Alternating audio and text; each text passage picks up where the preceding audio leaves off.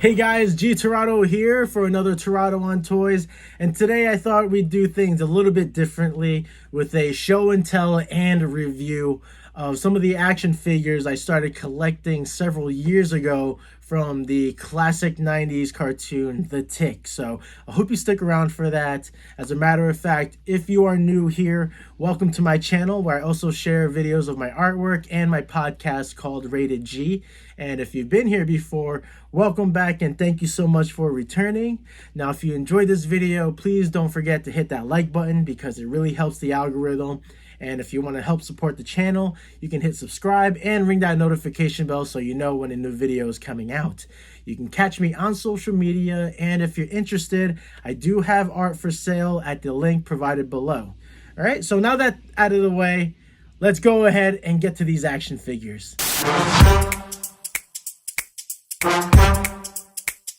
Alright, so this is my collection so far of the Tick action figures from Bandai. And I gotta admit, I didn't start collecting them till way later in life because I had no idea they were making these while the show was airing on TV. So once I found out, it was a no-brainer to start collecting them. If you've seen my video reviewing the Kenner Ghostbusters, these guys also have fun play features to them, so we will be looking at each and every one of them individually. Starting with one of my favorite characters in the series, the Human Bullet. Now, he's hilarious. Actually, all the characters are hilarious in their own right, but he's one of my favorites because I immediately fell in love with his character as soon as he popped up on the screen. He has no superpowers, but he does have a hilarious gimmick where he will climb into this big-ass cannon. This looks like a job for the Human Bullet! Fire me, boy! And what's so funny is that because he has no control of his trajectory or, the direction he's going, he always flies past the scene, and his only way of landing is basically crashing into a wall. So that's where his helmet becomes very helpful. But it's just so funny. Oh man, every time he hits the wall and falls, he's like, I'm okay. Yeah, so as far as the sculpt goes, it's pretty good. And I give credit to the detailing because, I gotta say, I am very impressed with his chest here. He's got a nice sculpted chest. He's muscular, so I get it. And the paint job is pretty decent. I like the gold that they used for his boots and his gloves and his helmet there. And then typical for 90s action figures, they have limited articulation points. In his case, he only has 4. 2 in the legs and then 2 in the arms. Now his play feature is that he has this lever on the back that launches his helmet off. So I thought that was pretty cool. Let's test out his play feature. We will use Dyna-mole as part of the demonstration. Here we go. Fire me, boy! Yeah! Very nice. Good impact too. That's the Human Bullet for you. And yeah, I think he's a fun figure. And since we had Dyna-mole out already, we'll go ahead and take a close look at him next. As you can see by his sculpt here, he does kind of resemble a mole, and he's got dynamite strapped across his belly here. Now, I gotta point out, I don't really recall seeing him in the show. If anything, there's another villain who goes by the name of the Midnight Bomber. Yeah, baby, because I'm the evil Midnight Bomber. What bombs at midnight?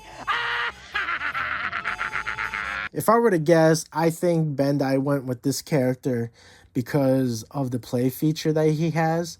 If you press this button on the back, this whole front plate shoots off. We'll go ahead and actually demonstrate that. Bring out the Human Bullet back out and let Dyna-mole get his revenge. Alright, stop there, evildoer. Not this time, Human Bullet. Now, as you can see, there's not much of a trajectory there. I don't think there's a spring inside him for the function.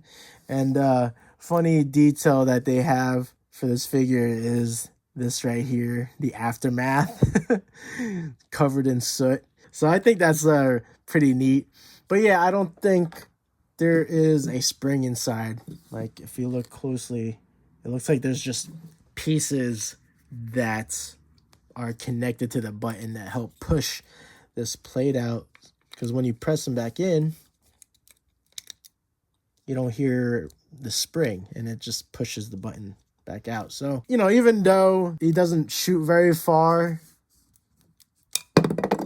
yeah, I still think it's a fun toy, and I like that you know, his face looks like that afterwards.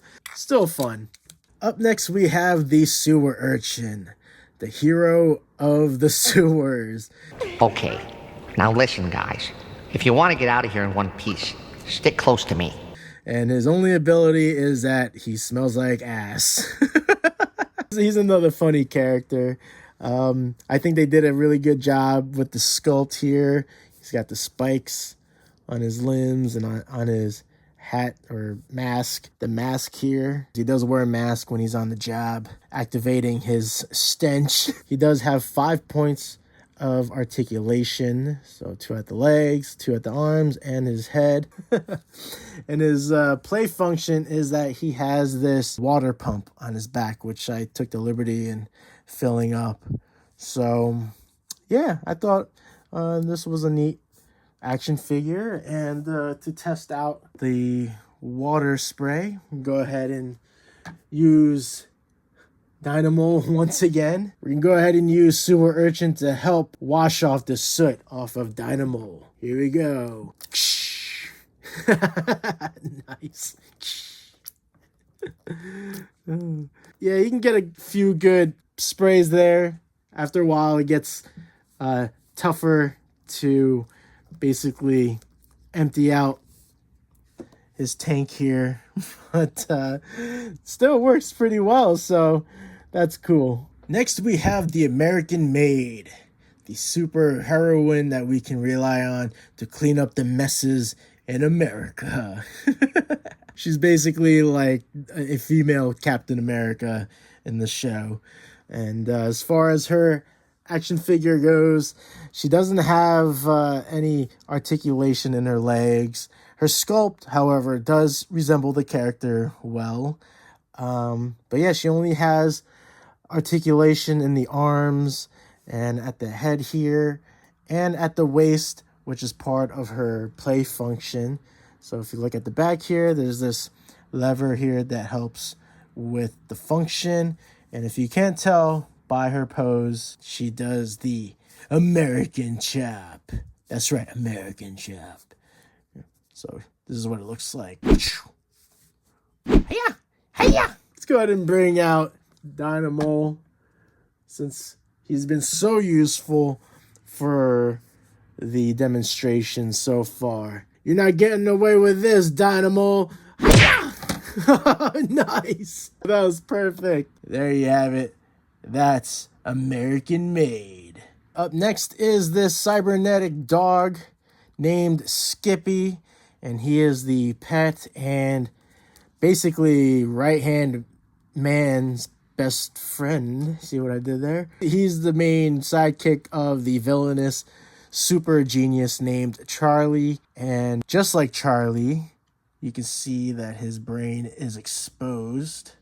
I think that's a really cool detail for the figure. A nice little feature on this is that his mouth can open there. And he has multiple articulation points, you know, on his limbs here. So I think that's pretty nice. You can pose him as if he's flying, because as you see here, he's got a propeller, which is part of the play function. And basically when you push this switch here forward, it activates the propeller, but unfortunately I worn mine out, so the propeller doesn't catch anymore.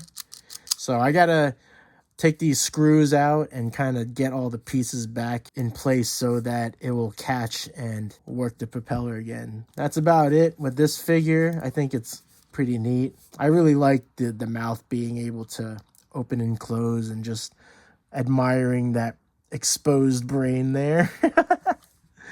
So that's Skippy for you. All right, and the last one for now is the main character of the show, the man, the myth, the legend, the mighty Tick. And what's so funny about his character is that he is one of the rare superheroes that does have super abilities that benefit mankind. So he's known for his super strength. He's practically indestructible, invulnerable, but no one has any idea of his actual origins. So he's quite a mystery. And there is a funny episode in the show where he comes across another superhero who went by the same name. You stole my superhero name, parasite! I am the Tick! They go at it, and it's really funny. But with this figure here, I think it's important to point out the obvious. This goddamn eyesore, the midsection. I don't know why. I'm assuming it has to do with the material, because this is a different material for the rest of the figure. A lot of the photos of this figure and other Tick figures, his midsection is always off color. It never matches the limbs. And I can only assume that it's because of the plastic that they use. I mean, like, I don't know why they wouldn't try to paint over them. You know, I don't know if that has anything to do with the budget or what, but a lot of them come out this way. There are a few rare ones that actually have like all of the matching blue. I just happen to be one of the many unlucky ones. Other than that, it's got a great sculpt. Really resembles the Tick very well. He's got all the nice details in the muscles. I like that he's got staggered footing here to kind of emphasize the effects of his hurling action, which is the play function of this figure. So as you see here, he's got a switch so that his arms will hurl over this stop sign. But in order to actually get somewhat of a trajectory, you know, a little bit of distance, you have to actually wind the arms one step back. So let's go ahead and try this out and bring out once again our favorite villain, Dyna-mole. That's right, we're probably giving him more screen time than the actual TV series. So here we go. Stop there, evildoer, for justice. Oh shit, it deflected. Dyna-mole is much stronger than he appears. All right, we're gonna try this again, and hopefully he takes down Dyna-mole for justice. There we go. That's what's up. That's my collection, and I hope you enjoyed the video as much as I enjoyed making it. It always seems like I'm more enthusiastic when playing with the retro toys than the new toys. So let me know in the comments if I seem more enthusiastic. All right. But yeah, if you did like the video, please smash that like button because it really does help the algorithm.